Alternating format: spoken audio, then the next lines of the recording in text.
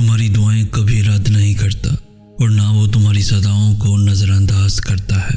وہ خالق کائنات ہے، اس کے اپنے معاملات ہیں، اس کی قبولیت کے اپنے طریقے ہیں، اس کا کن فرمانے کا اپنا ایک منفرد انداز ہے، اس کے اپنے رنگ ہیں جن میں وہ انہی کو ڈھالتا ہے جو اس کی مصلحتوں پر اعتراض نہیں کرتے۔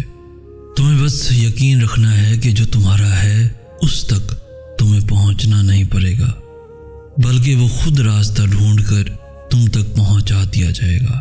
یہ دکھ تو بس تمہیں اللہ سے آشنا کرانے کے لیے آتے ہیں، اور اداسی تمہارا امتحان ہوتی ہے کہ کب تک انتظار کرتے ہو۔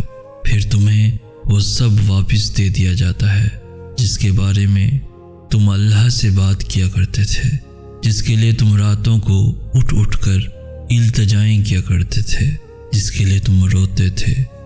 کھلے اور بند راستوں کی حقیقت تمہیں ابھی شاید سمجھ میں نہ آئے، مگر ایک دن ایسا بھی آئے گا جب سارے راز تم پر کھل جائیں گے اور تم جان جاؤ گے کہ جہاں تم آج ہو وہاں تک پہنچنے کے لیے اس تکلیف سے گزرنا کتنا ضروری تھا جسے تم سزا سمجھا کرتے تھے۔ اس سزا سے گزرنا کتنا ضروری تھا، کیونکہ بے سکونی کے بعد اللہ ایسا سکون دے دیتا ہے کہ پھر بے چینی کبھی روح کا حصہ نہیں بن پاتی۔ وہ جو ایک حکم سے چاند کو 2 ٹکڑوں میں تقسیم کر کے اسے اس کی جگہ سے سرکا سکتا ہے، اس رب کے لیے تمہاری ان خاک سے بنی ہاتھ کی لکیروں کو بدلنا بھلا کیا مشکل ہے، جس کے ایک اشارے پہ مچھلی اس کے بندے کو زندہ ساحل پر اگل دے۔ وہ کیسے پھر تمہیں اس اذیت کے سمندر میں ڈوبنے دے سکتا ہے؟ تم اس سے بے خبر ہوتے ہو، مگر وہ ہر لمحہ تمہارے دل کی کیفیات کی خبر رکھتا ہے۔ تمہارے ذہن میں خیال کے آنے سے پہلے ہی وہ تمہارے ارادوں کو اور ہر خوف کو بھانپ لیتا ہے۔ اللہ جانتا ہے کہ کب تمہارا ضبط ٹوٹنے کو تھا، مگر تم نے خود پر جبر کیا، صبر کیا۔ دل کے سارے معاملات تو بس اللہ سے ہی جڑے ہوتے ہیں۔ یہ شکستہ دل منتظر ہے آج بھی تیرے معجزوں کا۔ یہ کہانیاں آج بھی تیرے ایک کن پہ رکی ہیں۔ زمانے سے تو بچ جاؤں، پر تجھ سے کیسے چھپاؤں؟ سونے کی تھیں جو راتیں وہ جاگ کر کٹی ہیں۔ لوگ کہتے ہیں قوت سماعت کم ہے تجھ کو سننے کے لیے، مگر میں نے خاموشیوں میں اکثر تیری باتیں سنی ہیں۔ دن گزرتے ہیں تجھ سے وقت تہجد ملاقات کے انتظار میں، تیرے دیدار کی طرف میں نہ جانے کتنی شامیں غم کی ڈھلی ہیں۔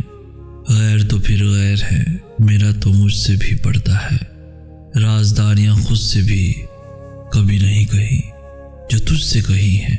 زمین کی خود غرضیاں مجھ کو ذرا راس نہیں آتی، یہ بے بس نگاہیں اب تیرے در پہ جا ٹکی ہیں۔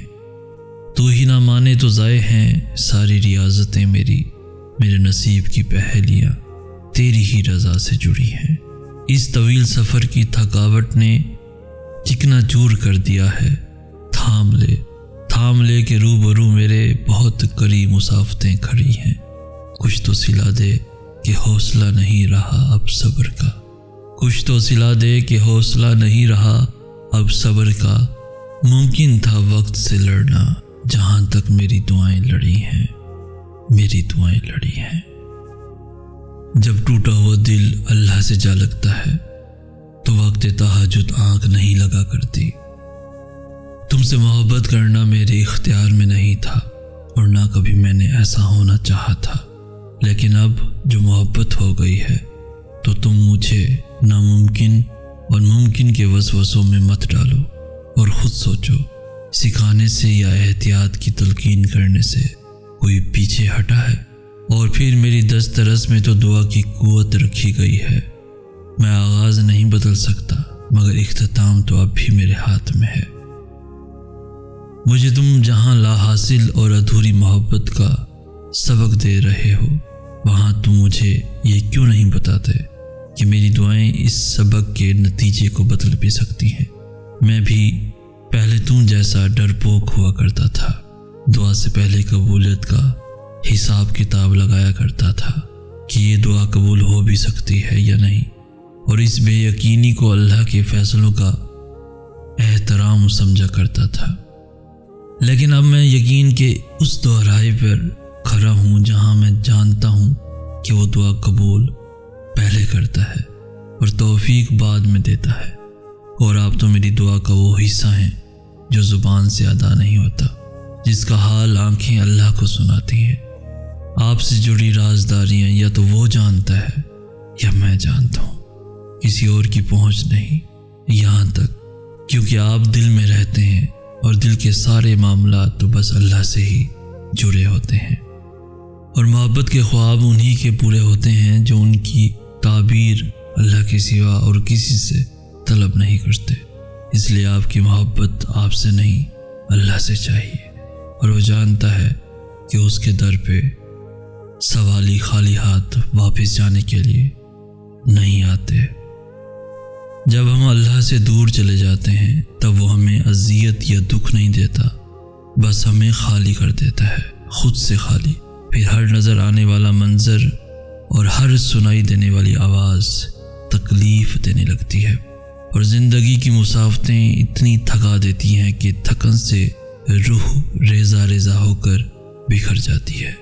بس ہم ٹھہر جاتے ہیں، اور وہ ایسا ٹھہراؤ ہوتا ہے جب ہم جوابات تلاش نہیں کرتے، بس اللہ کے فیصلوں پر چپ چاپ سر جھکا لیتے ہیں۔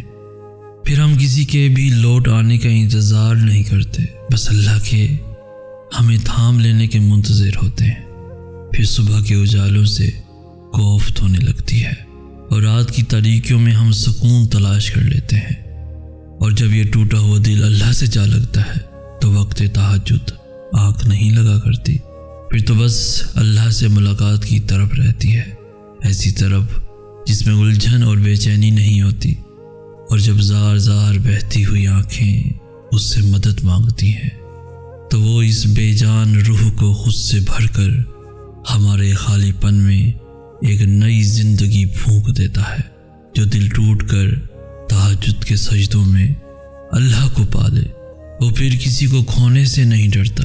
انسان کی محبت تو کمزور کرتی ہے، لیکن اللہ کی محبت ہمیں پھر سے مضبوط بنا دیتی ہے، بہت نڈر، بہت طاقتور، جو دن کی رونقوں میں کھو جائیں انہیں رات کی تنہائیوں میں مانگی گئی دعائیں واپس لے آتی ہیں۔ تمہاری دعائیں ہی تمہارا مقدر ہیں، اور تمہارے خیالات اس مقدر کی حقیقت ہیں۔ تم جب جب اللہ کے روبرو دعا کے لیے ہاتھ اٹھاتے ہو تب اللہ تمہارا مقدر تمہاری رضا کے مطابق بدل دیتا ہے، اور سچ یہی ہے کہ زندگی میں تمہیں وہی ملتا ہے جس کے لیے تم کوشش کرتے ہو، اور تم وہی پاتے ہو جس پر تم صبر کرتے ہو، کیونکہ اللہ اس جھولی کو کبھی خالی نہیں رکھتا جو صرف اس کے سامنے پھیلائی جاتی ہیں۔ بس مسئلہ یہ ہے کہ تم ذرا سے انتظار کرتے ہو اور تھک جاتے ہو، پھر خود سے ہی گما کر بیٹھتے ہو کہ دعائیں قبول نہیں ہوتی، یا اب بہت دیر ہو گئی ہے اور اب کچھ بدل نہیں سکتا۔ حالانکہ وہ رب تو اپنے کاموں میں دیر سویر ہونے ہی نہیں دیتا۔ جو تمہیں دیری لگ رہی ہوتی ہے وہ دراصل اس کی حکمت ہوتی ہے، اور جو بھی تمہیں ملتا ہے اپنے اور صحیح وقت پر ہی ملتا ہے۔